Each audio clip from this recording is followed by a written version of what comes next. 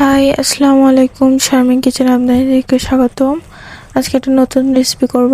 এর জন্য প্রথমে একটি প্রেসার কুকারে আমরা গরুর মাংস নিয়ে নিব। এরপর পেঁয়াজ মরিচ নিয়ে বাটা ঘষা দিয়ে দিব। বাটা ঘষা দিয়ে দেওয়া হয়ে গেল ওর মধ্যে তেজপাতা, জিরা, সাদা এলাচ, কালো এলাচ, দারচিনি দিয়ে দিব।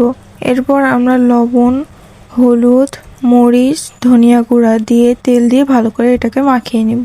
না হয়ে গেলে পানি দিয়ে ভালো করে ঢেকে দিয়ে দিব। এরপর এটি রান্না হয়ে গেলে একটি কড়াইয়ে নিয়ে নিব। এরপর সেদ্ধ করে ছিলে রাখা আলুকে মিক্স করে নিব। মিক্স করা হয়ে গেলে সেটাকে পানি দিয়ে ভালো করে মিক্স করে নিয়ে সেই কষানো মাংসের মধ্যে দিয়ে ভালো করে নাড়াচাড়া করে নিব।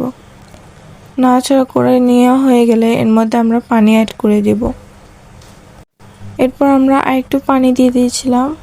সম্বার দেওয়ার জন্য তেল দিয়ে পেঁয়াজ, জিরা এবং তেজপাতা দিয়ে ভালো করে ভেজে নেওয়া হয়ে গেলে সেটি তরকারিতে দিয়ে দিব। এরপর আবার ভালো করে নাড়াচাড়া করলে হয়ে যাবে আমাদের গরুর মাংসের আলু ঘাটি। এটা অনেক মজা ছিল।